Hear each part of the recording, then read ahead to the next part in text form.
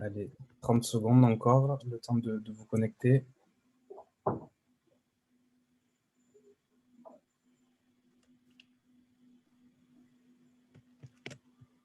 Bon, j'imagine que beaucoup d'entre vous connaissent déjà Kahoot, hein, qui est un outil qu'on utilise, nous, personnellement, beaucoup. Déjà avant le confinement et les reports d'activités en ligne, mais encore plus maintenant. C'est un outil très sympa donc, à utiliser pour animer des formations. Ok, très bien. Bon, on est 27, je pense qu'on va commencer, on va lancer. Allez, c'est parti.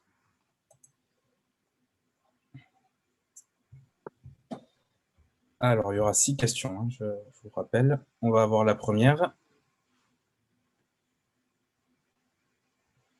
Alors, est-ce qu'aujourd'hui, il y a plus de Pokémon ou de membres d'État à l'ONU? À votre avis? Il y en a qui répondent déjà très vite. Il y a encore 10 petites secondes. Est-ce qu'il y a plus de Pokémon ou de membres d'État à l'ONU? Et on précise que c'est aujourd'hui. Hein.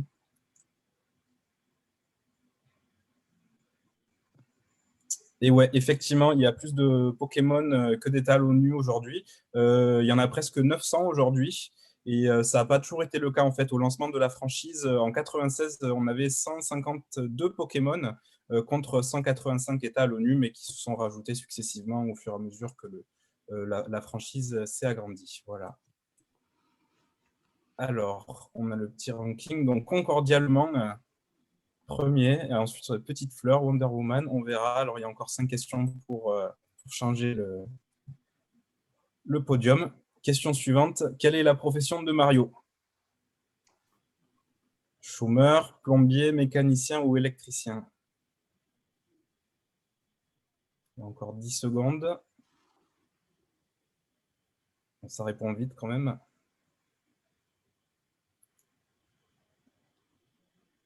Alors, ouais, effectivement, la plupart des gens ont bien trouvé. Plombier, hein, donc Mario, le plombier, qui est le personnage, la franchise qui a le plus fort succès de l'histoire du jeu vidéo, avec plus de 300 apparitions et plus de 450 millions de copies vendues ou de jeux ou figures Mario.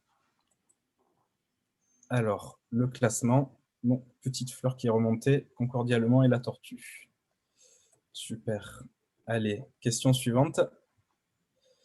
Dans quel pays a été créé Tetris en 1984? Donc un jeu qui a déjà 35 ans. Est-ce que c'est aux États-Unis, au Japon, en URSS ou en Corée du Sud? URSS, la Russie, je pense. Ah, attendez, il faut pas. On n'a pas encore répondu. Mais effectivement, on a eu un connaisseur. Donc effectivement, c'est en URSS que ce jeu a été créé en 86. Donc voilà, pas grand monde le savait. J'ai mis cette question pour la petite anecdote. Hein. On ne s'imagine pas forcément que des jeux puissent venir de Russie. Et alors pour la petite histoire, donc le développeur de ce jeu, comme la propriété intellectuelle n'existait pas en Russie, a jamais touché un centime sur les droits intellectuels de ce jeu qui a ensuite été racheté par des éditeurs occidentaux. Voilà. Alors j'ai pas le mot Wonder Woman et Petite Fleur. Très bien. Ouais, c'était la question la plus dure, hein, le Tetris. Mais bon, les suivantes. Donc, dans quel pays de l'Union européenne trouve-t-on le plus grand nombre de joueurs de jeux vidéo? Est-ce que c'est en Estonie, au Royaume-Uni, en Allemagne ou en République tchèque?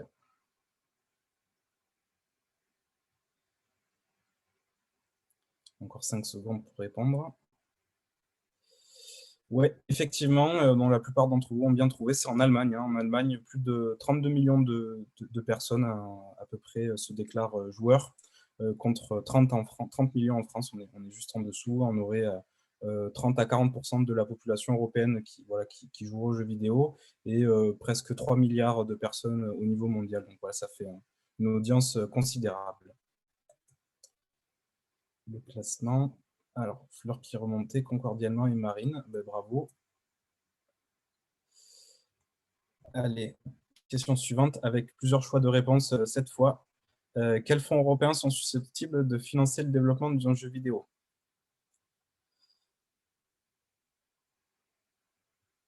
le FEDER, Erasmus+, Europe Créative et Horizon Créative. Horizon Europe, pardon. Alors, je vois qu'il y en a aussi qui ont trouvé la fonction pour faire des petits traits sur l'écran. Et alors, en fait, tous ces programmes de financement permettent effectivement de développer des jeux vidéo selon comment on entre. Et on verra tout à l'heure que il y a Legends of Europe qui a été développé avec des fonds FEDER et Urbania qui est développé avec des fonds Erasmus+. On pourra en reparler peut-être avec la présentation de ces jeux tout à l'heure. Et dernière petite question, sondage, est-ce que vous jouez aux jeux vidéo?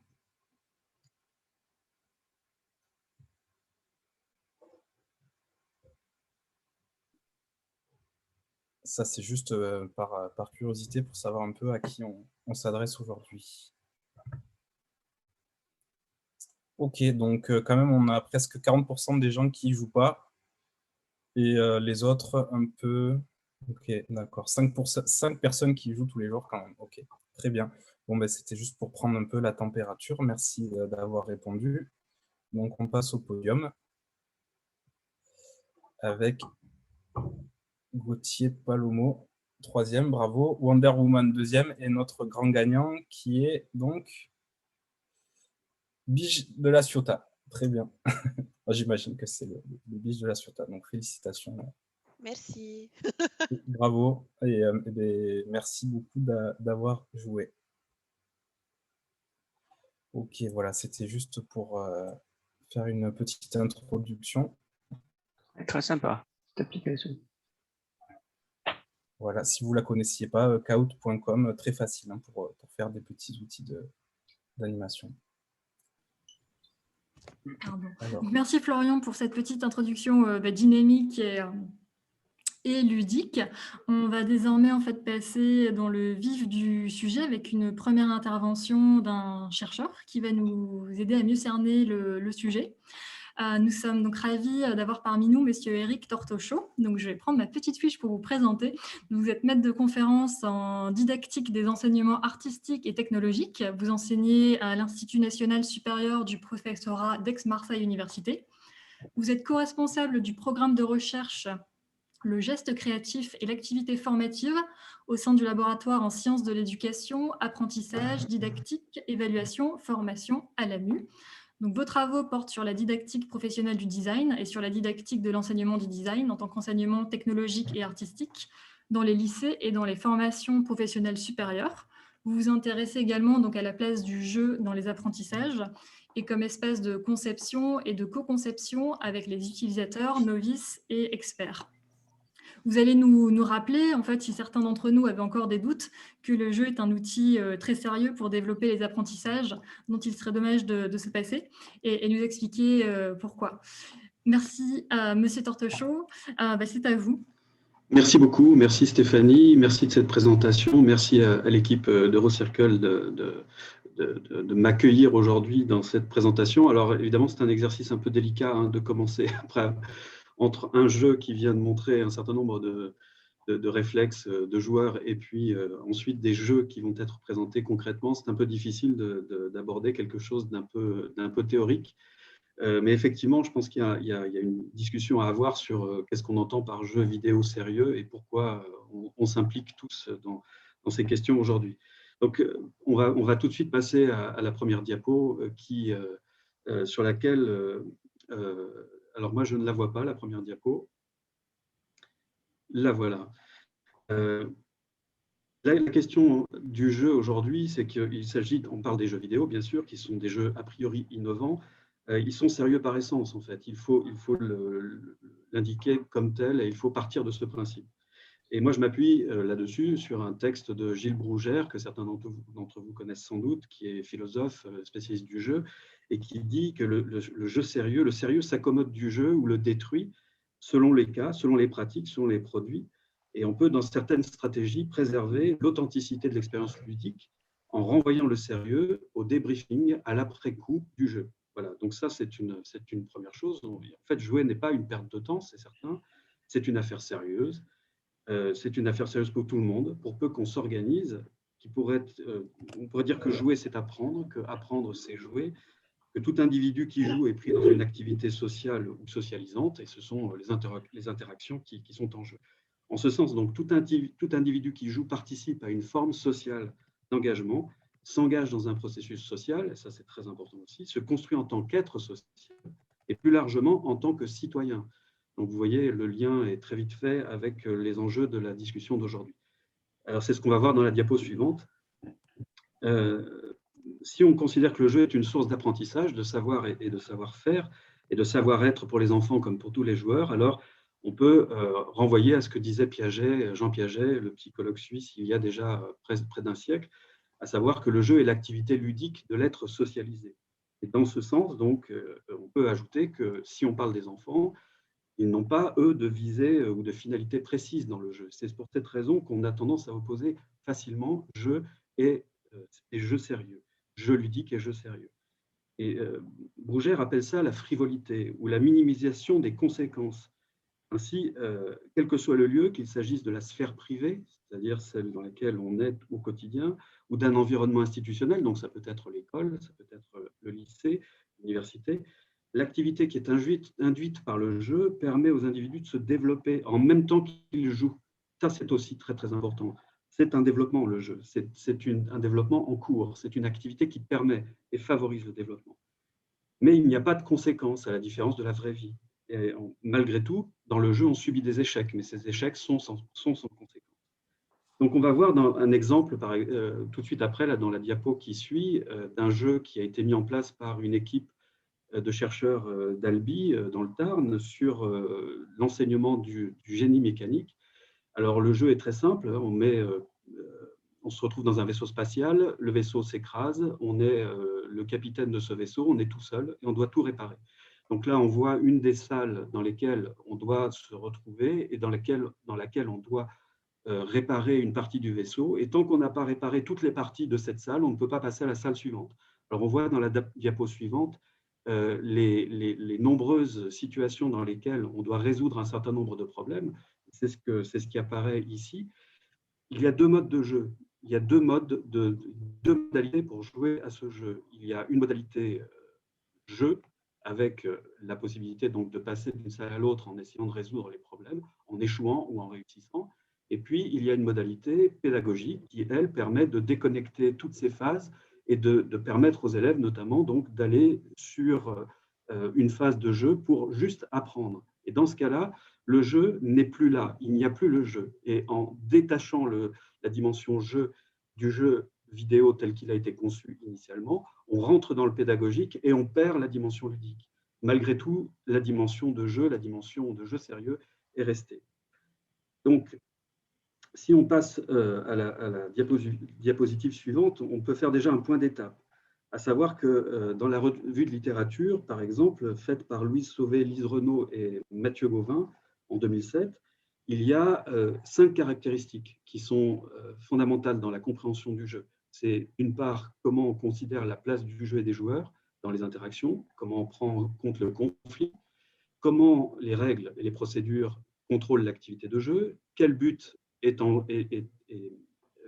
été pris en compte par les joueurs, qu'est-ce qui a provoqué leur désir de jouer, et quelle reconnaissance ces acteurs donnent au jeu comme activité fictive ou de simulation. Et ça donne lieu à trois grands traits de développement, ce que j'évoquais tout à l'heure. Quand on joue, on se développe. C'est le développement comportemental, mais aussi le développement cognitif, c'est-à-dire l'engagement, la motivation, et puis le développement cognitif, autrement dit, quand on joue, on apprend. Alors, dans la diapo suivante, ce que l'on voit, c'est un travail mené par des géographes sur les différents jeux qui sont mis en œuvre dans leurs enseignements. Et dans ce cadre-là, on peut constater qu'il y a 4 types de jeux. Les géographes considèrent qu'ils peuvent mettre en place 4 types de jeux. Le premier, c'est l'adaptation de jeux familiers, de jeux de famille, de jeux de plateau traditionnels, mais c'est juste pour détourner l'attention des élèves et essayer de les capter un peu dans le cours. Il y a un deuxième niveau de jeu qui, lui, va impliquer un peu plus et va faire, par exemple, un jeu de rôle où les élèves vont se sentir un peu plus motivés. Mais il y a un troisième niveau et surtout un quatrième niveau dans lequel les élèves vont être amenés à travailler l'espace dans lequel ils circulent et dans lequel ils vivent. Et là, on passe donc à la diapo suivante, où on a un exemple de jeu qui est mis en place par un enseignant dans le cadre sur un TBI, un tableau blanc intelligent, interactif, où on a le jeu qui est cette fois celui des élèves qui se déplacent dans la salle, dans la salle de classe, et qui provoque de fait des réflexions sur comment on travaille l'espace dans lequel on vit, et l'espace des interactions, l'espace des déplacements, etc., etc. Alors, dans ce cadre-là, en fait, on retrouve quelques notions de didactique qui ont été mises en œuvre et mises en place par de nombreux chercheurs durant les 4 dernières décennies. On a par exemple le jeu mathématique, tel qu'il a été défini par Guy Brosseau dès les années 80, mais on a aussi le jeu didactique de type coopératif entre enseignants et élèves. C'est Gérard Sansevi qui l'a mis en évidence au début des années 2000. Et puis on a plus récemment Pascal Terrien qui dit, et c'est ce que vous avez à gauche dans le texte, il y a des règles d'action dans le jeu didactique, à savoir définir le jeu, d'évoluer, c'est-à-dire donner la place à l'élève, lui donner plus de place que ce qu'il a habituellement dans la classe. Mais c'est aussi travailler la régulation et l'adaptation, et puis bien sûr l'institutionnalisation et la routinisation du jeu dans la classe. On va prendre un dernier exemple.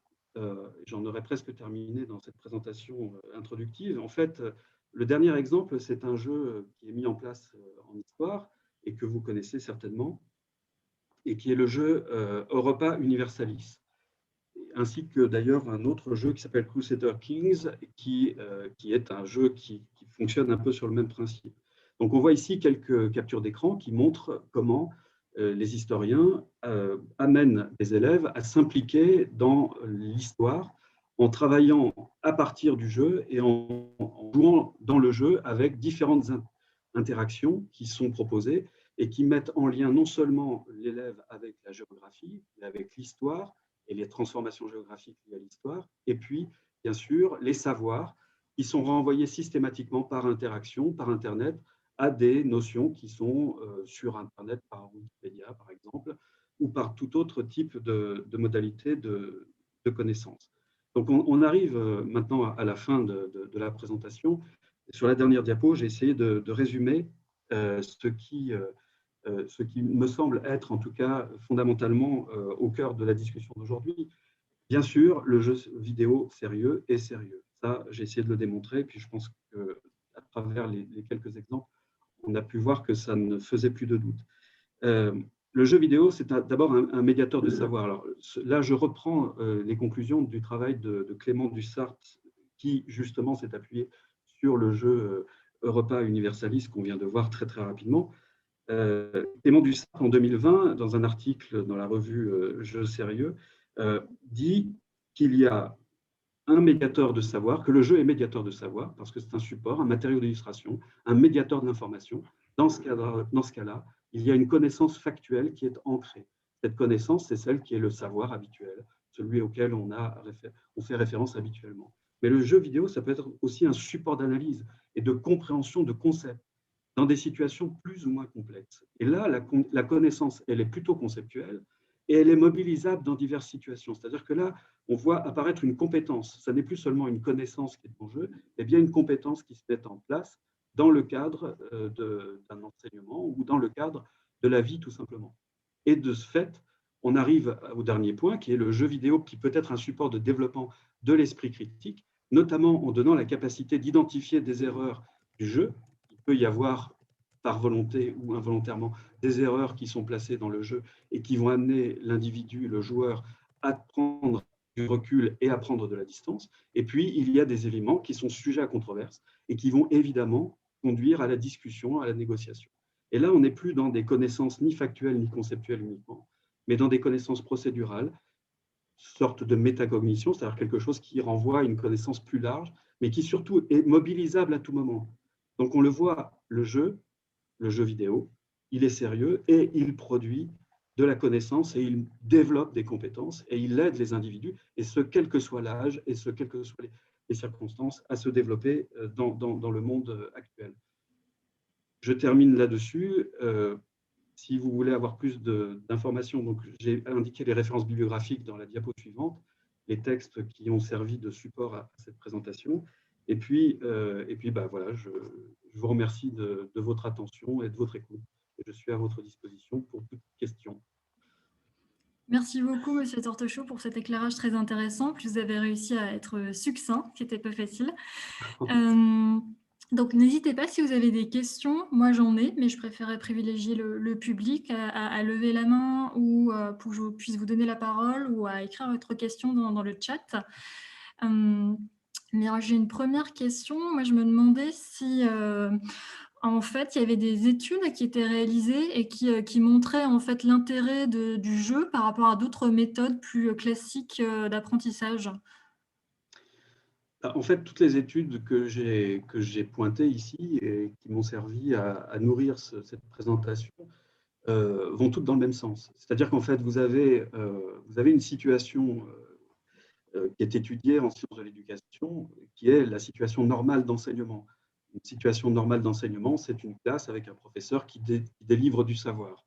Bon, cette situation-là, évidemment, elle est de moins en moins répandue, pour tout un tas de raisons. Aujourd'hui, elle l'est d'autant moins qu'on est à distance et que les conditions de travail sont rendues extrêmement difficiles. Mais dans un cadre hors épidémie ou pandémie et où on est en classe, la situation du professeur qui est seul face à ses élèves et qui délivre son savoir, c'est une situation qui est de moins en moins répandue. Et ce, notamment parce que on sait que les élèves ne rentrent pas dans le savoir uniquement parce qu'ils écoutent quelqu'un qui va leur délivrer du savoir. Ça, c'était peut-être valable il y a quelques décennies, mais à l'époque déjà, on savait que ça ne marchait pas très bien. Donc, des méthodes alternatives ont dû apparaître très progressivement. Et ces méthodes alternatives se sont tournées vers le jeu, notamment parce que le jeu implique les interactions. C'est ce que je disais tout à l'heure au début de la présentation. Si vous n'avez pas d'interaction avec les élèves, si vous n'avez pas un minimum de dévolution aussi, c'est-à-dire si vous ne dites pas aux élèves, à vous de prendre maintenant en charge une partie des savoirs que vous allez apprendre, eh bien, vous n'avez aucune chance ni de vérifier que les savoirs sont appris, ni de permettre aux élèves de s'emparer de ces savoirs et d'essayer de les mobiliser dans des circonstances où ils vont pouvoir rendre ces savoirs pertinents par rapport à eux-mêmes, par rapport à ce dont ils ont besoin. Donc, le jeu, de ce point de vue-là, il est extrêmement performant parce qu'il donne aux élèves la possibilité de mobiliser dans leur situation de jeu, en tant que joueur, au moment où il le faut, le savoir qu'il faut pour répondre aux problèmes du jeu, ou pour répondre à la règle du jeu, ou pour jouer dans le bon sens. Et encore une fois, qu'il s'agisse d'aboutir à un échec ou à une réussite. Comme il n'y a pas de conséquences puisqu'on est dans le jeu, eh bien, on peut jouer, on peut y aller, on peut foncer, on peut se tromper, c'est pas grave. Alors que dans le cours, enfin, dans une situation de cours normale, l'échec est souvent vécu de façon extraordinairement pesante, voire négative, avec des élèves qui sont en échec scolaire parce que justement, le résultat est négatif. Alors que dans le jeu, l'échec n'est pas négatif. L'échec, c'est un rebond, c'est une manière de revenir dans le jeu autrement. Donc ça, c'est quelque chose qui, dans les travaux, ont montré que le jeu pouvait permettre, en tout cas, de redonner du sens aux apprentissages. Okay. Bon, ça nous montre bien que c'est un outil très intéressant et qu'on a bien fait d'organiser ce webinaire sur le sujet ce soir. Après, s'il n'y a pas d'autres questions, j'en ai peut-être une autre. Est-ce que, comme on a aussi des partenaires européens et que le sujet aussi, c'est l'Europe, est-ce qu'il y a un pays en Europe où vous sentez que cette thématique est plus développée ou que les jeux sont plus utilisés dans le cadre scolaire, universitaire, pour développer les apprentissages ? Ce qu'on sait au niveau des enseignements en France, en tout cas, ce qu'on sait, c'est que même s'il y a des travaux qui sont développés et même s'il y a de plus en plus de revues qui consacrent des travaux à ces questions, la France reste un petit peu en deçà des évolutions pédagogiques qu'on peut percevoir un peu partout dans le monde. Alors après, bien sûr, vous avez des pays qui sont en avance depuis très longtemps, mais sur beaucoup de choses et pas seulement sur l'introduction du jeu dans les enseignements. Ce sont les pays scandinaves qui ont développé des pratiques et des activités qui sont souvent beaucoup plus innovantes que celles qu'on connaît ici en France, mais qui ne s'arrêtent pas au jeu, qui vont bien au-delà. C'est tout l'environnement de l'apprentissage qui est repensé. C'est-à-dire le contexte, ce n'est pas seulement ce qu'on enseigne, mais c'est aussi dans quel endroit on enseigne. Est-ce qu'on est comment dire, est-ce qu'on est en tout confort dans une salle de classe comme il le faudrait? Est-ce que la salle doit être maintenue dans la forme qui est la sienne aujourd'hui? Ça, ce sont des questions qui, en France, par exemple, ne sont pas du tout posées ou très peu, alors que dans les pays du nord de l'Europe et dans les pays scandinaves, ce sont des choses qui sont maintenant couramment discutées. Voilà. Donc, je pense qu'il y a évidemment là un retard pris par la France, mais bon, si c'était le seul retard dans les sciences en éducation, ça se saurait. Bon, un retard qu'on espère rattraper bientôt. Et Christina pourra nous dire tout à l'heure si elle a développé son jeu avec des partenaires scandinaves ou pas, je ne sais pas. Alors, nous allons continuer avec voilà, l'exemple d'un jeu qui a été développé par la région Bretagne. Donc, il s'agit d'un serious game intitulé Legends of Europe, auquel on peut donc jouer sur ordinateur ou smartphone et qui permet d'approfondir ses connaissances sur l'Europe à travers un jeu de piste dans un univers médiéval fantastique où l'on suit les aventures de Maël, un jeune lycéen breton. Donc, nous sommes heureux d'accueillir donc Juliette Jeanne, chargée de l'information européenne et citoyenne au sein de la région Bretagne, donc qui a participé à la création de ce jeu et qui va pouvoir nous en dire plus. Merci Madame Jeanne d'être avec nous et c'est à vous. Merci beaucoup. Merci de m'avoir invité à participer à cette webconférence. Donc, je vais démarrer. Donc, Legends of Europe, c'est en fait une idée qu'on a eue parce que la région Bretagne, alors peut-être passer la slide suivante s'il vous plaît, a depuis quelques années une politique d'information européenne à destination des jeunes des 15-29 ans. Et donc, en 2013, on a commencé par sortir un premier jeu qui s'appelait l'Europe en live, sur le quotidien des jeunes en Europe aujourd'hui. En 2014, on a sorti un premier serious game qui s'appelait Mission Knut.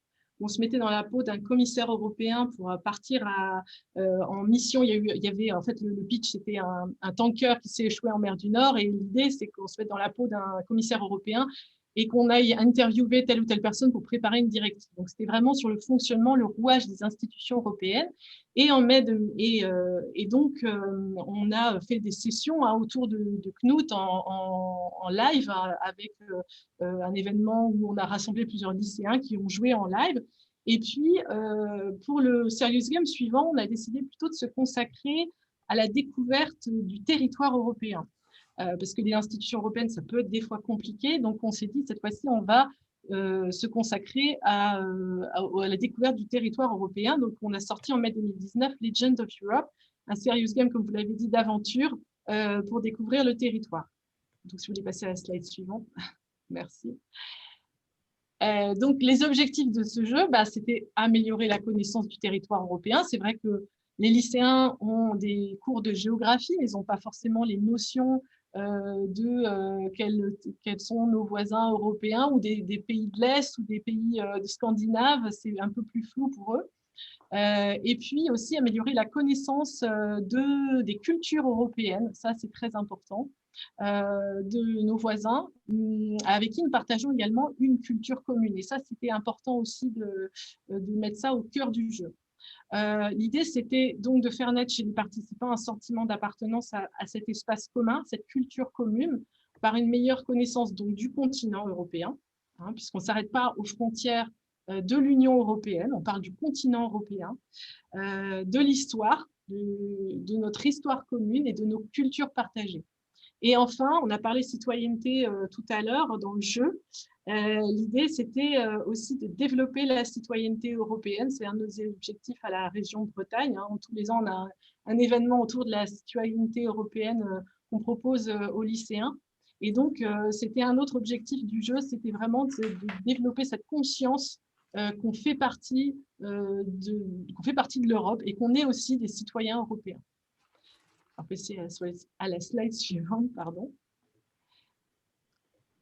Donc, le concept du jeu, comme vous l'avez dit tout à l'heure, en fait, on travaille avec un prestataire. On a travaillé avec un prestataire qui est une agence spécialisée dans les serious games qui s'appelle Succubus Interactive, qui est basée à Nantes et qui a déjà réalisé plein de serious games.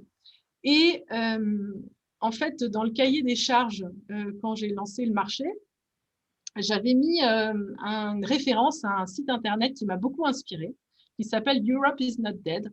Je ne Je ne sais pas si vous connaissez ce site, mais je vous invite fortement à aller voir Europe is not dead pour, comment dire, travailler sur l'interculturalité. C'est vraiment un outil très précieux. Europe is not dead, c'est un site qui a été créé par un Européen convaincu, plus que convaincu, Romain Seignobert, qui habite à Bruxelles, qui travaille même à la Commission européenne, je ne devrais pas le dire, mais dans son passe-temps, en fait, Romain a un réseau d'amis dans toute l'Europe et il a créé des cartes avec des cartes d'Europe, avec par exemple les pâtisseries célèbres de nos voisins européens, les humoristes célèbres, les blagues à Toto même, ou encore les légendes européennes célèbres de nos voisins européens. Et c'est ça qui a vraiment inspiré, qui nous a inspiré sur la création du scénario pour séduire un public jeune. Parce que c'est ça aussi qui est assez difficile, c'est que les jeunes, en fait, quand on leur parle d'Europe, ça peut les effrayer, dire j'y comprends rien. Donc il fallait vraiment essayer et le jeu vidéo, c'était vraiment un moyen pour les amener à réfléchir justement à l'Europe, hein, voilà. Et on trouvait que le scénario fantastique inspiré des contes et légendes issus des folklores des pays européens, ça pouvait, des mythes en fait, ça pouvait vraiment être très intéressant pour les jeunes. Parce que ces mythes européens, en fait, ont aussi inspiré des auteurs à succès, comme Tolkien avec le voyage du Hobbit, le Seigneur des Anneaux, ou J.K. Rowling avec la saga des animaux fantastiques. Donc, l'idée, en fait, c'est d'aller, on incarne un joueur, le joueur incarne Maël, donc un jeune lycéen qui libère d'un grimoire des créatures ici, des légendes européennes. Et donc, il est aidé de personnages comme Loé, de Danaé, une jeune fille, et doit retrouver ces créatures dans des pays européens, les capturer et les renvoyer dans ce monde un peu alternatif qui s'appelle Grimgard, qui est dans le grimoire. Donc, on a un scénario avec des fins alternatives en fonction des réponses qu'on a sur les dialogues, en fait. Et puis, bon, il y a des objets à collecter. Enfin, je vais vous faire une petite démo, hein, justement. Je ne sais pas si vous pouvez passer la slide suivante. Voilà. Ouais, voilà, c'est un exemple du scénario. Donc, du coup, là, je pense que je vais pouvoir reprendre la main et puis on va aller directement sur le jeu. Hop. Alors, attendez, je vous demande juste un instant. Hop, voilà. J'étais pas dessus. Et c'est parti. Voilà. Alors, en fait, on a plusieurs modes de jeu. On a un mode scénario, où là, on incarne Maël. On va à la découverte des créatures, des légendes européennes. On a des Google Street View qu'on a intégrés dans le jeu. Donc, des vraies photos, des panoramiques à 360 degrés. Il y en a plus d'une centaine à découvrir sur l'ensemble de la carte d'Europe. Et puis, on a aussi des décors isométriques. Donc, des décors ISO, c'est ce que vous voyez ici, où on peut faire balader Maël, le personnage ici. Et dans ces décors, Maël va justement trouver des objets. Alors, voilà, hein, là, il est dans la cabine du capitaine du Hollandais volant. Peut-être que ça dit quelque chose à quelqu'un, le Hollandais volant. Et il cherche un anneau. Alors là, il vient de le collecter. L'anneau, ça vous fait peut-être penser, c'est l'anneau d'Anvarano. En fait, c'est une véritable légende scandinave. Et il a besoin de cet anneau pour capturer Fafnir, un dragon issu des légendes nordiques. Donc, il va aller, voilà, vous êtes sur la carte d'Europe ici. Il va aller sur le mont Gadlopigen. Et qu'est-ce qu'il y a sur ce mont? Fafnir. Fafnir qui est, comme dans la légende du voyage inattendu du Hobbit, hein, le dragon qui garde son or. Voilà, on n'a rien inventé, c'est des légendes qui existent vraiment, enfin des mythes qui existent vraiment dans les différentes littératures des pays d'Europe.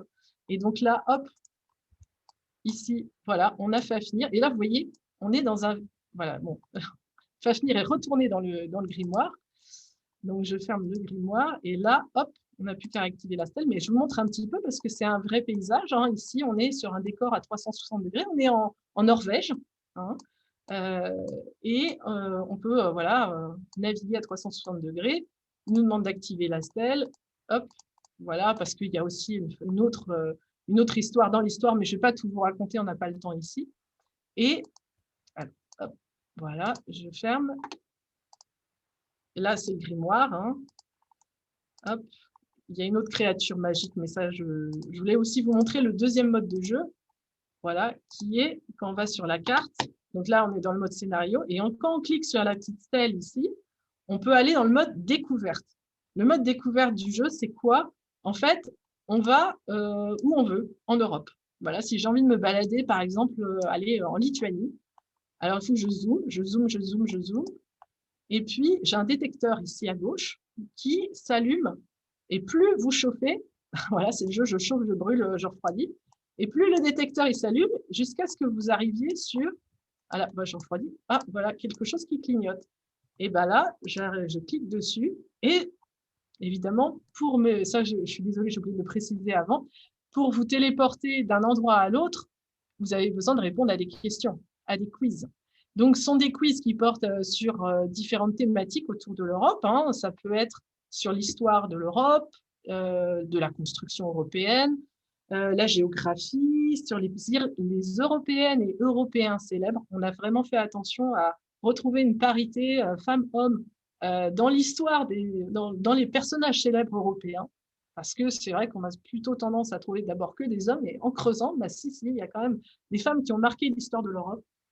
Et puis aussi sur la monnaie, sur les drapeaux, et même aussi, et c'est en ça que Romain Seigneur nous a un petit peu aidé, sur les folklores et traditions surprenantes de nos voisins européens. Et ça, ça peut être assez drôle.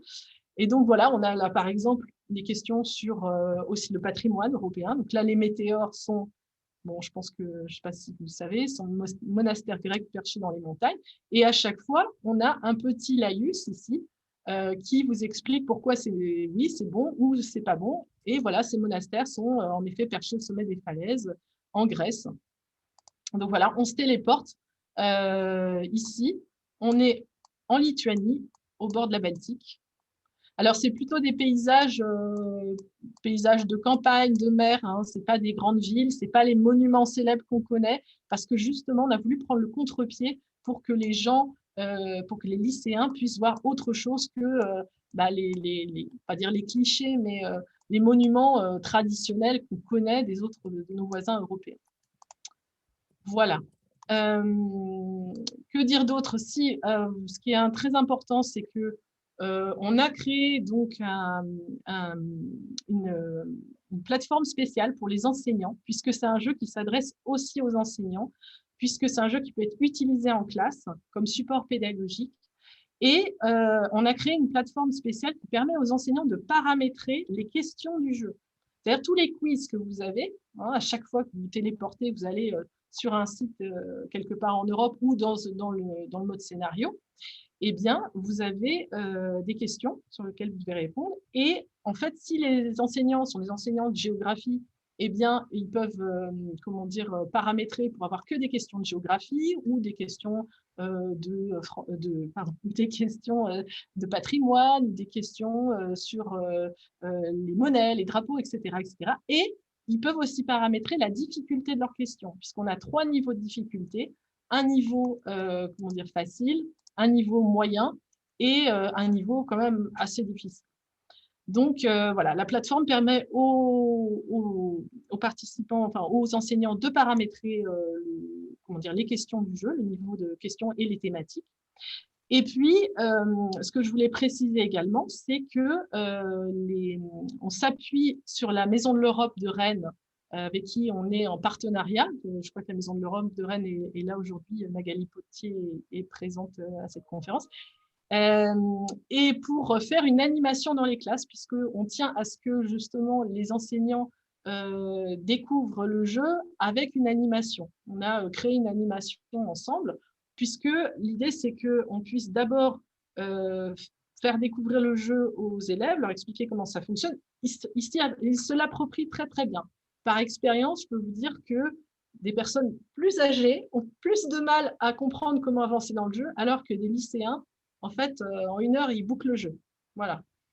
Et donc, l'idée, c'est que sur les questions, à partir des questions, la Maison de l'Europe regarde un petit peu ce qui a posé problème, ce qui a été plus facile, et ça enclenche une discussion et un débat sur des questions sur l'Europe.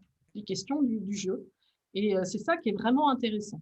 D'ailleurs, avec la Maison de l'Europe, on est en train d'évaluer le jeu auprès des enseignants pour avoir leur retour. Là, on a commencé les animations avec la Maison de l'Europe depuis le début de l'année scolaire.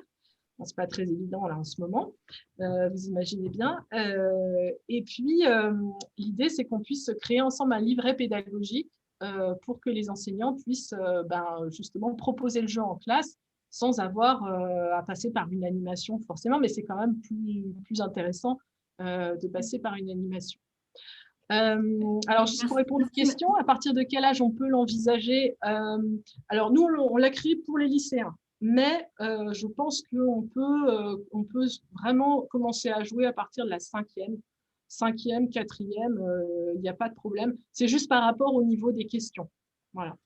Les questions sont des choses qu'on a abordées, en tout cas, après, ça dépend comment on paramètre, mais même si on paramètre des questions faciles, il y a quand même des questions qui nécessitent un petit niveau de connaissance, partir de, voilà, au moins au milieu du collège, je pense. Donc, le jeu est accessible en ligne sur legends.europe.bzh. Et ce qu'il faut savoir, c'est qu'il est disponible depuis la rentrée en anglais. On l'a traduit intégralement, les questions, tout ça, les audios. Et donc, il est disponible en anglais. Et donc, là, je vais arrêter la présentation. Si vous pouvez repasser les diapos juste pour terminer. Juste pour vous dire que, comme on l'a dit tout à l'heure, le jeu a bénéficié de fonds européens, de fonds FEDER, dans le cadre du programme opérationnel pour la région Bretagne, favoriser le développement de la société numérique et des pratiques et cultures numériques en Bretagne. Donc, une prise en charge à 50% du FEDER, que ce soit sur voilà, la création du jeu et puis la communication également. Il faut savoir qu'on est aussi bien sûr en partenariat avec le rectorat de l'Académie de Rennes, qui nous aide sur la diffusion du jeu auprès des enseignants. Et puis, voilà, on vise aussi la publication sur le Learning Corner de la Commission européenne. On attend d'abord d'avoir terminé les phases d'évaluation auprès des enseignants pour le proposer. Voilà, je crois que j'ai fait le tour. Je sais si vous avez des questions. Merci Madame Miem pour cette présentation et pour les références en fait. Donc Europe is not dead, donc j'ai mis le lien dans le chat, je ne connaissais pas. Donc oui, donc le site EU Corner. Donc c'est un site où vous pourrez trouver plein de ressources sur l'Europe, des publications, mais aussi des jeux. Donc je vous le recommande également. Alors, il est disponible sur iOS et Google Play aussi. C'est une appli également. D'accord. Et pour le livret d'apprentissage, je pense qu'il pourra intéresser des enseignants ou des animateurs qui sont peut-être présents donc, cet après-midi. Il sera disponible en ligne ou... Alors, oui, déjà, on met toutes les références du jeu sur notre site des financements européens en Bretagne, europe.bzh. Et donc, le livret, j'espère qu'on pourra le proposer à partir de la rentrée 2021. Mais il n'est pas encore disponible pour l'instant, on n'a pas encore assez de recul. C'est vrai qu'avec la Maison de l'Europe de Rennes, vous imaginez bien faire des interventions en présentiel dans les lycées cette année, ça a été assez compliqué. Compliqué, oui, je comprends. Donc on va suivre ça. En tout cas, il y a beaucoup de messages de félicitations dans le chat et notamment une personne qui a déjà joué et qui dit que c'est super. Merci beaucoup. Je voulais juste une toute petite précision.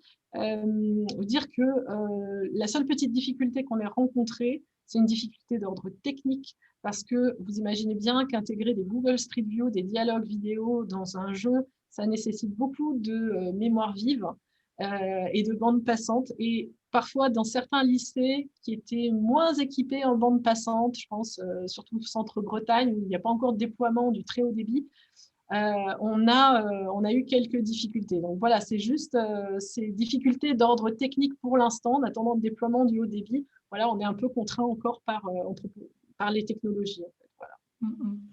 Alors, comme le temps passe, je vais passer la parole à Florian, donc, qui va nous présenter donc, Corniche Passe-Passe, donc un jeu qu'il a développé grâce au soutien de la Fondation Bosch. Oui, alors, deux petites secondes, je mets le PowerPoint. Hop là, allez.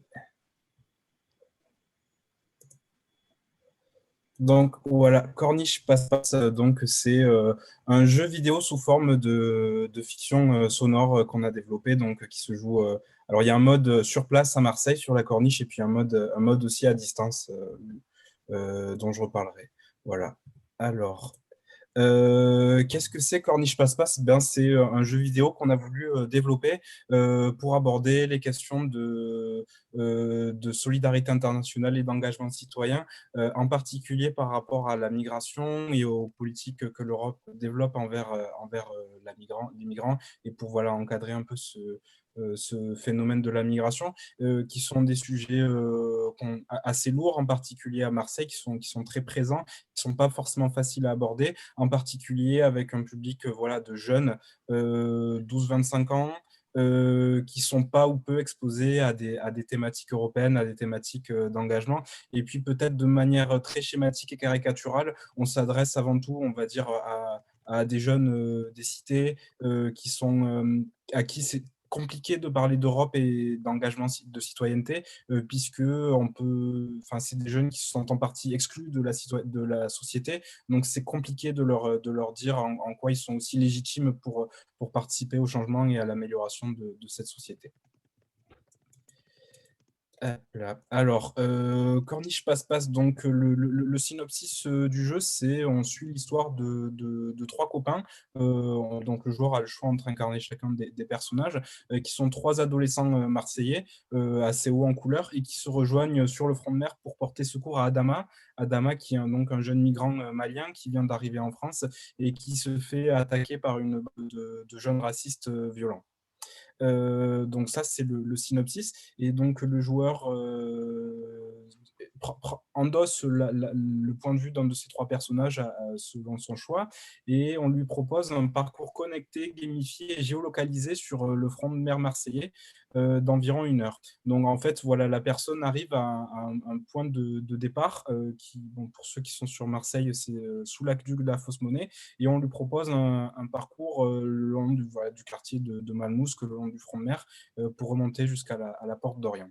Donc évidemment, vu le contexte, la crise sanitaire, on a aussi développé un mode à distance, parce qu'on est conscient que tout le monde ne pourra pas se rendre à Marseille, et puis aussi pour que le jeu soit utilisé au-delà de Marseille, donc un mode à distance sous forme de fiction sonore.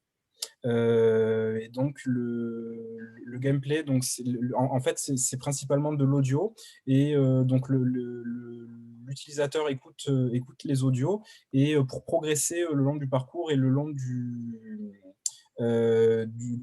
et avancer dans le scénario, il doit à plusieurs moments faire des choix et aussi trouver des indices qui sont dispersés dans le quartier. Donc par exemple, on va lui demander voilà, de repérer des infos qui sont sur des panneaux dans le quartier, de repérer des noms de villas, voilà, des indices qui sont assez mis en avant, mais qui l'incitent un peu à chercher, à se promener dans le quartier, à ouvrir les yeux autour de lui pour trouver l'indice et pouvoir avancer dans le scénario. Et donc, en fonction des indices et des choix qu'il fait, pardon, seulement des choix, pas des indices, il est amené vers l'une des 6 fins alternatives du scénario. Alors voilà, en haut à droite, vous avez des photos un peu sur comment ça se présente. Donc c'est principalement des écrans illustrés sur lesquels on va lancer des audios. Il y a une succession d'écrans comme ça, et à certains moments, vous aurez des choix à faire.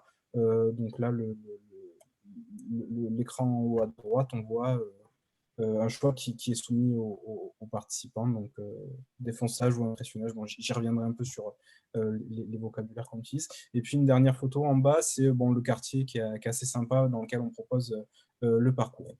Donc sur l'approche méthodologique, bon, le but du jeu, voilà, comme je vous disais, ces ados qui peuvent se sentir un peu exclus de la société, c'est de les basculer d'une position d'apprenant, où des situations d'échec scolaire, hein, tout à l'heure M. Tortochou en parlait, des situations d'échec qu'on peut renverser par le jeu en passant de la position d'apprenant à celle de joueur. Alors pour faire ça, on est vigilant à présenter l'activité comme le test d'un jeu, et pas du tout comme une activité pédagogique abordant des questions d'Europe, d'engagement, de citoyenneté. Ça, c'est des éléments qui sont diffus au long du scénario via les dialogues entre les personnages, des éléments qui sont amenés progressivement et qui sont, voilà, qui sont encadrés par on va dire, des langages crus. Donc, il y a quelques gros mots, quelques tournures de phrases assez fleuries. Hein. Donc, voilà, pour au maximum refléter comment parleraient des jeunes Marseillais entre eux aujourd'hui. Donc, on voulait voilà, contrebalancer la dimension sérieuse en mettant un maximum d'éléments qui font la réalité, ou en tout cas telle qu'on peut se la représenter, de la réalité de Marseille et de ses quartiers populaires. Hein. La violence, la drogue, le vol, ce genre de petits éléments qui sont traités avec humour, toujours pour contrebalancer la dimension sérieuse et la complexité des sujets qu'on avance. Un autre pari, c'était aussi de faire en sorte qu'ils utilisent leurs smartphones, qui sont interdits en classe en fait. Et donc déjà de les faire sortir de leur classe, de les amener dans un endroit sympa et de leur faire principalement utiliser leur smartphone pour qu'ils se connectent au jeu et avancent dans le jeu. Ouais. Et alors, sur les thématiques abordées, j'en ai un peu parlé pour revenir un peu dessus. Donc, on a tout ce qui va tourner autour de la migration internationale et de qu'est-ce que l'Europe fait ou ne fait pas pour les migrants, comment l'Europe a pris des décisions en matière de politique migratoire, et notamment pourquoi certaines décisions ont bloqué, ont abouti à des drames humains comme on peut les connaître aujourd'hui en Méditerranée. Hein. Donc, Adama, le jeune migrant, a traversé la Méditerranée en bateau. On reprend un peu cette histoire qui ajoute une certaine tension dramatique aussi et qui nous aide à accrocher l'attention des utilisateurs. Ensuite, on a tout ce qui va concerner le racisme, la violence à l'égard des migrants. Bon, Adama se fait agresser par un groupe raciste, et tout ce qui est les fake news. En fait, ça va passer principalement par les dialogues entre les personnages, où on a repris le trio Harry Potter, Hermione Granger et Ronald Weasley un peu. Donc le héros au cœur d'or, Mathéo, celle qui est intelligente et qui connaît beaucoup, le cerveau, voilà, Marianne, et puis celui qui est un peu débile, un peu naïf, Kevin, donc qui avance des fake news, des arguments un peu tout faits et pas assez superficiels, qui sont voilà, déconstruits par les autres personnages. C'est comme ça qu'on amène des éléments pas forcément d'information, mais plus de réflexion sur ces thématiques. Et puis, en filigrane, voilà, c'est l'engagement citoyen et solidaire comme complémentaire du système politique. Donc, on voulait faire passer l'idée que ce n'est pas l'État, l'Europe, les institutions qui vont résoudre tous les problèmes, mais que c'est à nous aussi, en tant que citoyens, de s'engager, que ce soit par les modes d'expression traditionnels comme le vote, mais aussi par l'engagement personnel qui va être de tendre la main à un migrant en danger, de s'engager dans des associations, de faire des dons, etc. Et c'est à la fin du jeu où on met des infos sur 3 associations qui viennent en aide aux migrants à Marseille.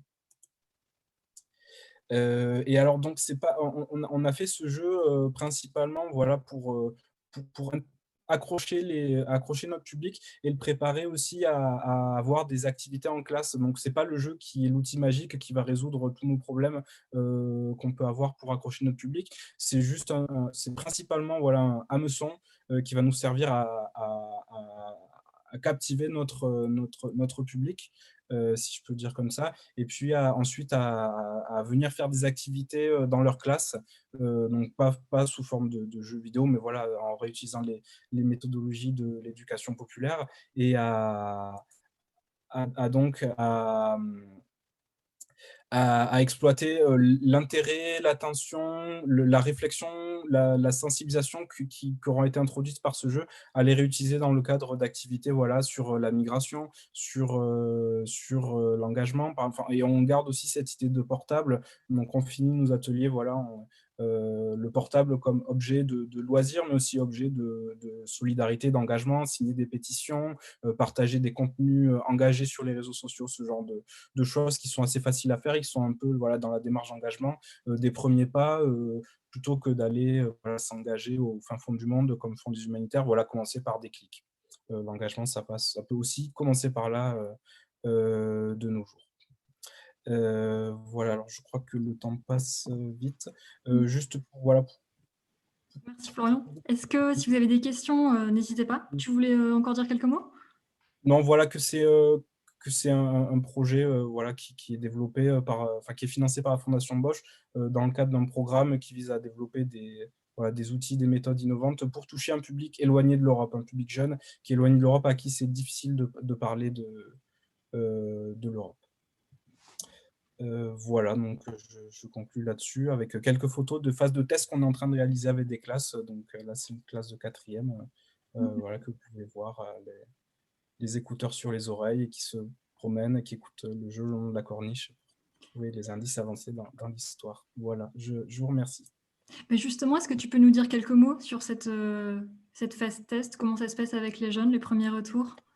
Ouais, donc alors là, c'est pareil comme Juliette l'évoquait, on a une phase test qui est chamboulée par le Covid, parce que même si c'est un jeu vidéo, on doit sortir les élèves de leur classe, les amener sur la corniche, ce qui n'est pas facile. On a des phases test avec des classes, là c'est un collège, et à venir des classes de lycée professionnel de Marseille, et puis donc avec cette classe de collège. Je pense que le jeu marche bien, et c'est une petite anecdote assez drôle. C'est-à-dire qu'il y a toujours dans un groupe, il y a toujours le petit caïd, celui qui est assez réfractaire à faire des activités, qui n'écoute pas, qui se montre un peu violent, etc. Donc, on avait voilà, ce petit caïd, on va dire, du groupe, qui n'écoutait rien au début, qui partait. À un moment, on le voit, donc on faisait la photo de groupe, ses copains lui demandaient de venir, d'arrêter. Il s'est montré assez violent, assez voilà, injurieux, et parce qu'en fait, on s'est aperçu qu'il était plongé dans l'histoire et qu'il ne voulait pas en sortir. Voilà, donc quand on arrive à accrocher ce genre de personnalité, on se dit que voilà, on a quand même on est sur la bonne voie, voilà, pour toucher ces jeunes qui sont presque réfractaires à ce qu'on leur parle d'Europe et de citoyenneté et d'engagement. Bel impact. Voilà les bons retours pour l'instant. Okay. On n'est qu'au début des phases de test. Ouais. Et pour la petite histoire, en fait, on a développé ce jeu avec un outil qui s'appelle Frig, grâce à l'asso Tabasco Vidéo. Et en fait, c'est un outil qui est assez simple, où nous, dans l'asso, et même une volontaire qui était avec nous l'année dernière, qui est devenue presque une spécialiste du jeu. Donc voilà, c'est aussi des outils accessibles pour créer ses propres jeux. Alors, comme le temps passe, il n'y a pas de questions, mais juste des petits mails de félicitations. On va passer donc à un autre jeu, le dernier jeu de ce soir, qui s'appelle Urbanities. Il aborde aussi la thématique de l'engagement au niveau local. Donc c'est un jeu en ligne qui a été développé dans le cadre d'un projet Erasmus+, là, avec différents partenaires européens, et coordonné donc par le Comparative Research Network, donc une structure basée à Berlin. Et nous avons la chance en fait d'avoir une représentante ce soir avec nous, donc Christina Kretzli. Alors Christina, vous êtes chercheuse et formatrice et responsable de projets liés à la participation citoyenne. Et vous avez donc conçu et coordonné ce projet. Vous avez aussi travaillé en fait plusieurs années en France en tant que professeur de géographie urbaine et consultante en politique européenne de la ville. Et donc vous allez nous présenter Urbanities. Je vous laisse la parole. Merci beaucoup. J'espère que vous voyez ma présentation. Juste un petit signe. Merci beaucoup. Voilà, donc je vous remercie de cette invitation. Je suis vraiment ravie et tout ce qui a été présenté jusque-là, c'était vraiment intéressant. Je vais vous présenter un autre jeu vidéo qui a été conçu pour enseigner la participation citoyenne. Donc, c'est un peu plus spécifique peut-être que ou un peu différent spécificités que ceux qui étaient présentés jusque-là. Donc, notre jeu, c'est un jeu vidéo éducatif qui a comme cible soit des citoyens et activistes, soit des formateurs qui travaillent dans les ONG ou même des enseignants d'école qui essayent de mobiliser et soutenir les processus participatifs dans des quartiers urbains défavorisés en transition en Europe. Donc ici, vous voyez une petite première page de notre jeu. Et donc, en fait, notre jeu a été conçu dans le cadre d'un projet collectif européen qui a été créé dans le cadre du programme Erasmus+ KA2. et avec la collaboration de 7 partenaires de 6 pays différents, avec représentant en fait des savoirs différents, donc pluridisciplinaires, donc la recherche sociale et urbaine. On a eu des activistes en architecture, en intervention sociale, de l'éducation formelle et surtout non formelle, et le design et développement de jeux. Donc vous voyez ici tous les labels de nos partenaires. Et donc, nous avons commencé ce projet avec une analyse de 20 expériences européennes, comme vous voyez ici, bien étalées dans les pays différents d'Europe, même plus que les 6 participants dans le projet. Et nous avons recueilli ces histoires de participation locale dans un livre qui s'appelle Our Neighborhood Heroes, donc les héros de nos quartiers. Et ceci est trouvable en fait sur notre site que je vais vous présenter tout à l'heure. Donc la méthode pour faire cette collection d'études, d'expériences a suivi une méthode qui s'appelle la méthode de storytelling, donc raconter les histoires des quartiers, des citoyens qui deviennent actifs dans leur quartier. Finalement, en fait, on a simplifié ces études, ces histoires, afin de comprendre les principaux éléments, les approches, les outils de participation citoyen dans les quartiers. Donc, en fait, à la base de toutes ces 20 expériences, nous avons créé un modèle de participation, ce qui était un processus assez complexe. Comme vous voyez, on a essayé de comprendre les différents éléments de participation, les choix possibles, les différentes approches. Donc, je pourrais vous en parler beaucoup de cette processus, mais bien sûr, on n'a pas le temps maintenant.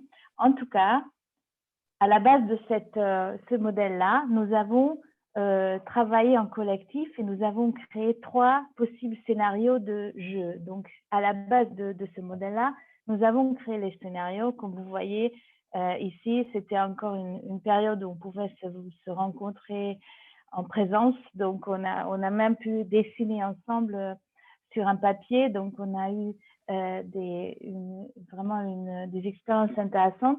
Et à la base de des scénarios, nous avons créé notre jeu.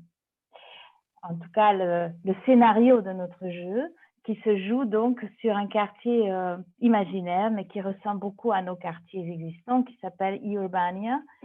Et en fait, l'histoire de notre jeu, c'est finalement l'histoire de la prise de conscience des habitants d'un quartier, de leur besoin de s'activer, de s'engager pour faire entendre leur voix, pour faire valoir leurs droits à la ville et un environnement urbain durable. Donc, dans le jeu, nous avons essayé de représenter les différents acteurs urbains qui participent finalement dans un processus participatif, comme la mairie, comme l'investisseur, comme le secteur privé, public, tous les habitants et les vendeurs et les petits commerçants du quartier. Nous avons aussi essayé de représenter les outils majeurs des citoyens pour faire entendre leur voix, comme écrire une pétition, faire la communication sur Facebook, sur autres sites internet pour également organiser des démonstrations. Et nous avons aussi montré les obstacles possibles, les différents intérêts qui sont souvent convergents. Et en fait, nous avons après montré comment on peut arriver à des solutions possibles. Et ici, vous voyez que ça, finalement, c'est un jeu assez complexe que nous avons travaillé ensemble et avec tous ces tournements, les possibles voies, les choix. Et il y a 2 finalités dans ce jeu, très bizarrement, le happy end et le bad end. Donc, le happy end, c'est quand on arrive à un consensus entre la ville, les acteurs privés et les riverains. Et quand on commence à lancer une planification participative, et ben le bad end, c'est l'échec. On n'a pas de consensus entre tous ces acteurs. Et donc, l'essentiel de ce jeu, parce que c'est quand même un jeu relativement simple, étant donné que nous ne sommes pas vraiment des experts de gamification et nous n'étions surtout pas à cette époque-là, Donc, en fait, ces jeux pédagogiques peuvent être utilisés seuls, en soi, mais aussi et surtout dans le cadre d'un curriculum que nous avons créé parallèlement au jeu et qui est un curriculum pour la formation d'adultes. Donc, nous avons recueilli ça aussi dans un manuel que vous voyez ici. Et nous avons créé 3 modules dans ce curriculum. Donc, le premier, c'est pour les formateurs et enseignants qui veulent approfondir leurs connaissances et méthodes, qui veulent après transférer à leurs étudiants. La deuxième, c'est pour les citoyens qui n'ont pas vraiment de connaissances sur tout ce qui est processus de quartier et participation, mais qui veulent en fait faire quelque chose dans leur quartier, qui veulent s'activer. Et la troisième, c'est pour des activistes qui veulent approfondir leurs méthodes. Et nous avons également conçu un module D parce que nous avions un partenaire qui ont organisé en fait un cours pour des étudiants en géographie urbaine qui ont travaillé sur la participation citoyenne. Et donc, dans cette formation-là, nous avons en fait mis la participation dans les quartiers sur encore une autre échelle de jeu. Et la formation en soi va alterner donc des éléments de jeu de rôle que les participants vont entamer à leur façon et l'apprentissage factuel sur les différentes méthodes de participation, sur le quartier, etc. Donc, nous avons testé ce jeu-là à 2 reprises, et le jeu et le curriculum à 2 reprises dans le cadre de notre projet. Donc, vous voyez ici les dernières phrases quand on a lancé la planification participative en tant qu'un vrai événement dans les groupes. Et depuis, en fait, on a quand même utilisé le curriculum dans deux contextes différents. Donc, dans une école primaire à Helsinki, aussi dans l'université de Cracovie et à un niveau local à Berlin et encore à maintes reprises, on a présenté le jeu à des publics différents. Et donc, à partir de 2019, nous avons entamé Urbanities 2, qui est finalement un jeu qui reprend l'histoire. Donc, l'histoire du premier va s'arrêter au moment où on commence une planification participative, mais depuis, tout ce sujet-là a tellement développé avec des méthodes très, très différentes comme le budget participatif, etc., que nous avons vu là ici la nécessité et la possibilité de faire un autre jeu qui va être celui de la consensus et le co-travail, de co-design de la ville. Et ici, nous sommes plus avancés aussi dans le jeu, donc on a commencé notre travail avec l'organisation d'une hackathon online l'année dernière qui a abouti à plein de bonnes idées déjà pour notre jeu futur. Ici, vous voyez le site de notre Urbanities, donc le premier jeu, le premier projet.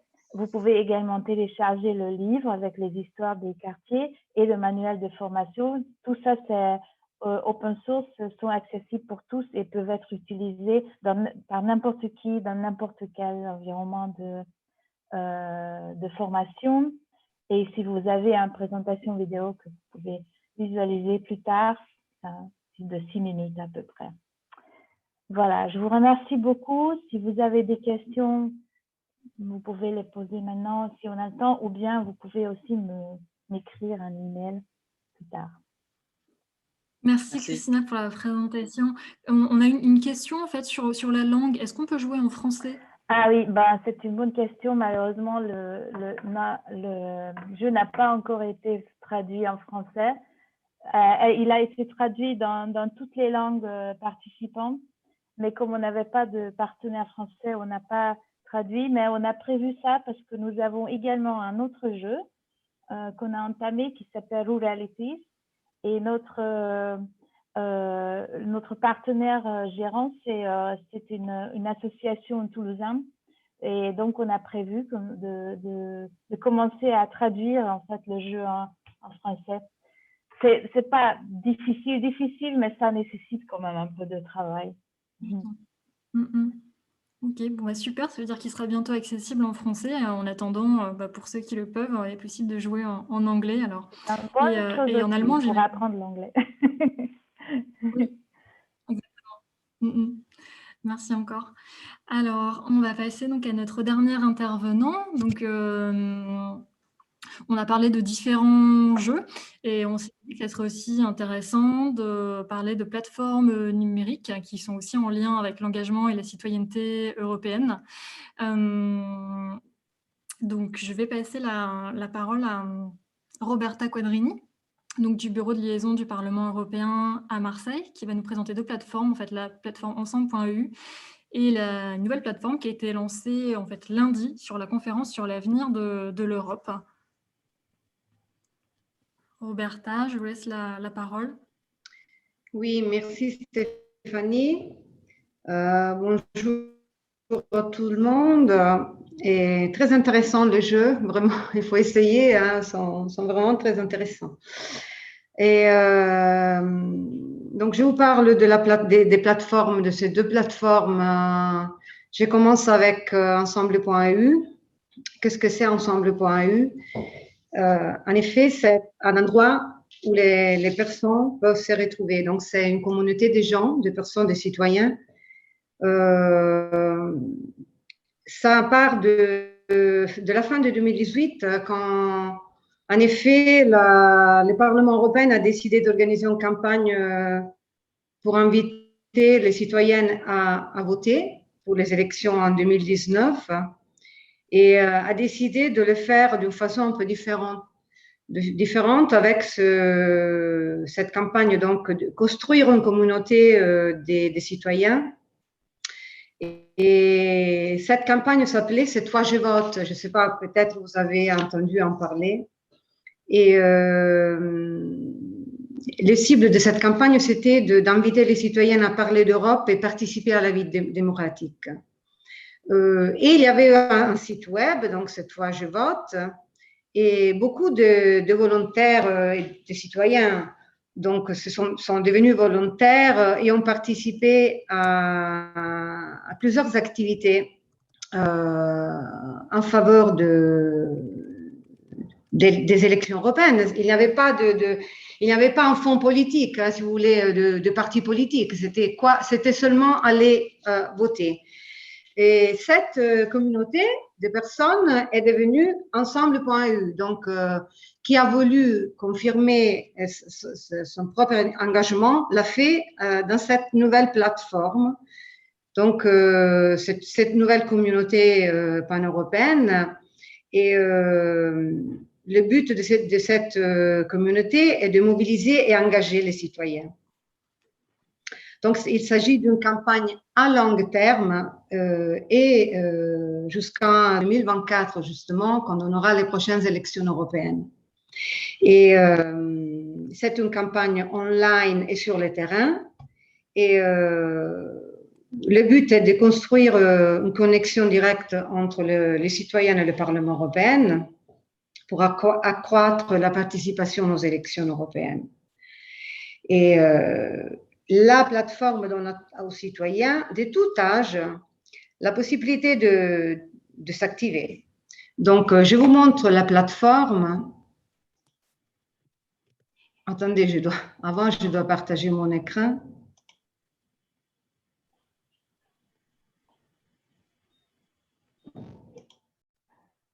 Voilà.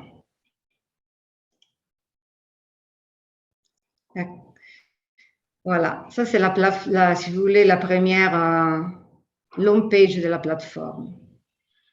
Dans cette communauté, vous voyez ici la carte des événements. Maintenant, il n'y a pas trop d'événements, mais je vous montre. Voilà. Ça, c'est la page avec les événements qui sont enregistrés sur la plateforme. Donc, pour l'instant, à mi-avril 2021, il y a plus que 75 000 citoyens enregistrés et plus que 16 000 volontaires. C'est-à-dire, volontaires, c'est les citoyens qui ont décidé de s'engager directement et qu'ils peuvent organiser aussi des événements. Donc, je prends comme exemple l'événement il y a un événement organisé sur Erasmus Plus par le bureau de Strasbourg. Voilà, par exemple, Erasmus au temps de Covid. Donc, comme vous pouvez voir, vous pouvez vous inscrire. Donc, il faut avoir un mot de passe et il faut être inscrit dans la communauté pour participer aux événements. Et donc, pour chaque événement, il y a une page de description. Finalement, qu'est-ce que c'est Ensemble.eu? C'est un endroit où on peut débattre, se connecter avec d'autres citoyens, agir pour la démocratie européenne et partager des propositions, se connecter avec d'autres personnes, faire disons, de nouveaux rencontres aussi. Et qu'est-ce qu'on propose? Parce que finalement, on peut se demander pourquoi on doit s'inscrire sur cette plateforme, pourquoi on doit participer. Donc, bon, justement, s'engager pour l'Europe. Mais on offre aussi quelque chose de la part des bureaux d'information, donc le Parlement européen. On organise par exemple des ateliers, de workshops. Les personnes qui s'engagent peuvent discuter, partager des idées, organiser eux-mêmes des événements. Donc, s'il y a quelqu'un qui a envie d'organiser un événement et de partager cet événement sur cette plateforme, peut le faire, ça suffit de nous informer. On peut être connecté aussi avec les députés européens, donc organiser des rencontres avec les députés, ce qu'on propose aussi comme bureau. Disons, s'activer directement. Ça, c'est un peu l'essence de la plateforme Ensemble.eu. Là, pour ce qui concerne la plateforme de la conférence sur l'avenir de l'Europe, là, vous la voyez. Elle a été lancée le 19 avril. Et comme si vous voulez, c'est le point central, c'est l'élément central, comme le dit le site web de la conférence. C'est-à-dire, qu'est-ce que c'est la conférence sur l'avenir de l'Europe? Un débat ouvert aux citoyens et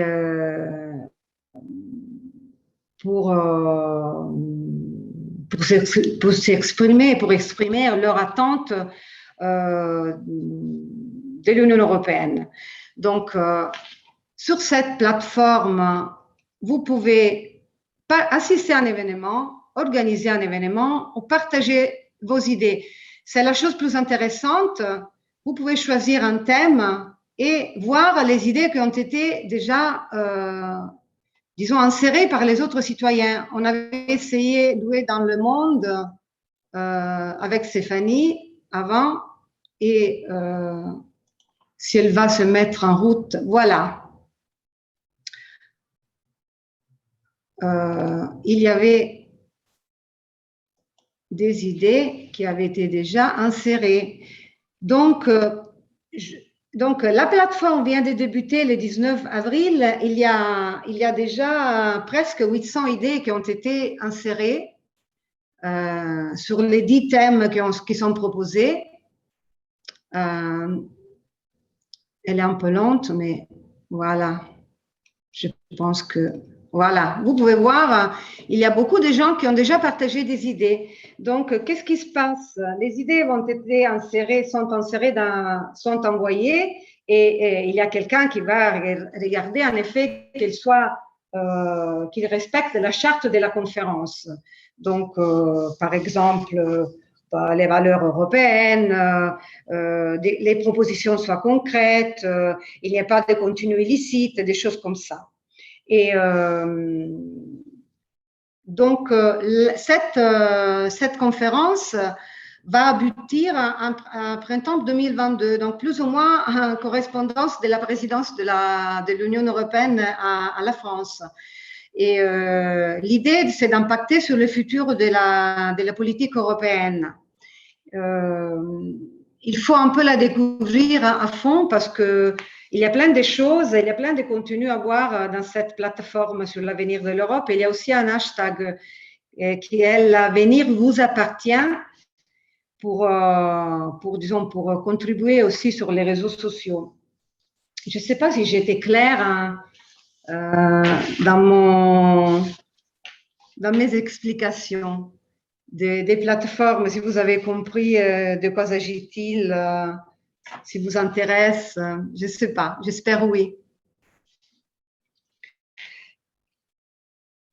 Moi, j'ai terminé. Hein. Merci Roberta pour votre intervention. Une petite question où on me demande donc le lien avec l'éducation. Alors, on peut s'exprimer sur l'éducation au niveau européen. Après, en fait, on a voulu présenter ces plateformes parce que on a présenté pas mal de jeux qui étaient sur l'engagement, sur la citoyenneté. Et je pense qu'au-delà de ces jeux, l'idée c'est d'inciter en fait les citoyens à s'exprimer ensuite. À participer plus activement en fait à la vie de leur cité. Donc c'était une des possibilités ensuite pour s'engager et s'exprimer en fait, de participer en fait à ce type de plateforme. Exactement. Finalement, c'est appliquer la citoyenneté. Hein. On peut organiser plein d'activités.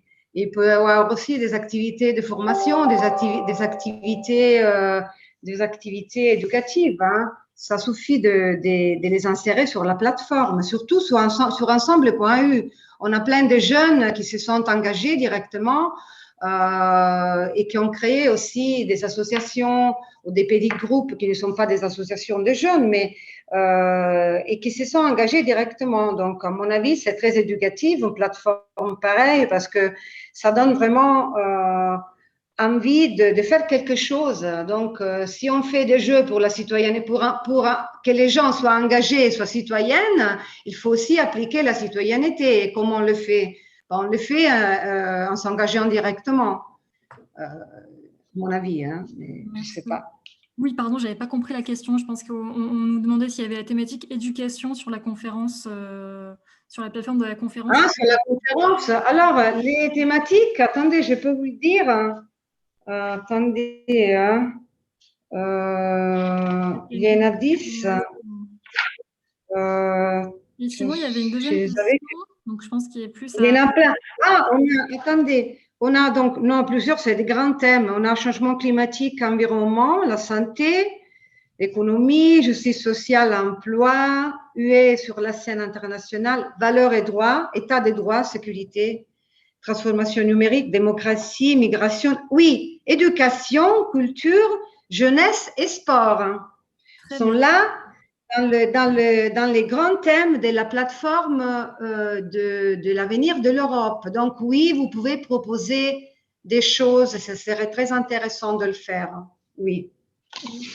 Il faut s'enregistrer aussi sur la plateforme de l'avenir de l'Europe, hein, parce qu'il faut être majeur, hein, il faut pas être, donc ils doivent être sûrs aussi qu'on est majeur.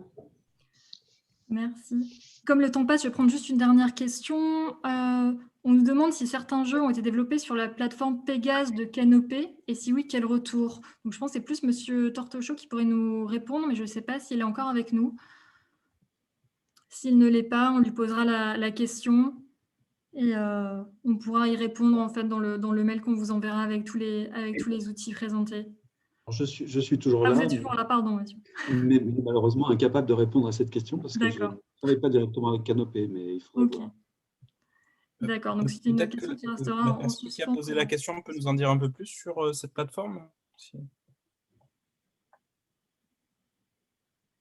Oui, bien sûr, mais justement, je cherchais, c'est une plateforme qui a été développée par le réseau Canopé. Je ne sais pas si vous m'entendez bien. Oui. Oui, c'est une plateforme qui a été développée par le réseau Canopé, je crois, l'année dernière, notamment pour faire des escape games virtuels et alors un autre format de jeu dont j'ai oublié. Et c'est des formats qu'on essaye de développer par plusieurs associations, on va dire. Et du coup, s'il y avait des retours sur des jeux qui avaient été déjà créés, sur l'utilisation de ça comme outil pédagogique pour des interventions scolaires, ou pas d'ailleurs forcément, sur la pérennisation possible de ces jeux, notamment sur les contrats qu'ils proposent, j'étais intéressée. Mais peu importe, sinon, merci beaucoup à tous pour vos interventions et vos présentations. Merci. Et donc là, j'ai une question sur est-ce qu'il existe des outils pédagogiques pour introduire la plateforme sur la conférence sur l'avenir de l'Europe et inciter à accompagner la participation des jeunes citoyens? Alors, c'est vrai que la plateforme vient d'être lancée. Nous, je sais que le réseau des Europe Direct, on a une formation là-dessus la semaine prochaine. Donc, c'est une question que je pourrais poser. Et en tout cas, nous, en fait, on a j'en profite, justement, on a le projet de développer un jeu de société. Là, par contre, un jeu où on pourrait jouer donc, autour d'une table en présentiel quand ça sera possible. Et l'idée de ce jeu de société, c'est justement, en fait, d'introduire le débat sur la conférence sur l'avenir de l'Europe et de l'utiliser comme support. Et l'idée, c'est également d'en faire un guide pour que voilà, le jeu puisse être utilisé en autonomie avec... qu'une structure puisse le faire avec son public. Voilà, donc ça, on vous en dira plus quand on aura développé tout ça. Voilà, bon. Et en tout cas, merci pour ces échanges. Merci à tous pour votre présence, à nos intervenants. Et je vous dis à bientôt pour un nouveau webinaire ou une autre activité, peut-être pour la fête de l'Europe ou le joli mois de mai. Merci à tous. Merci beaucoup. Merci. Merci beaucoup. Merci. Au revoir. Au Au revoir. revoir. Merci beaucoup. Au revoir. Merci pour votre participation. Au revoir. Au revoir, bonne soirée. Et un grand merci Au revoir, à tous bonne les soirée. Bonne soirée. qui ont participé. Au revoir. Merci à Florian, le vrai. Hein. Merci, Florian. Petit bug. Bon, je vais mettre fin là. Ok.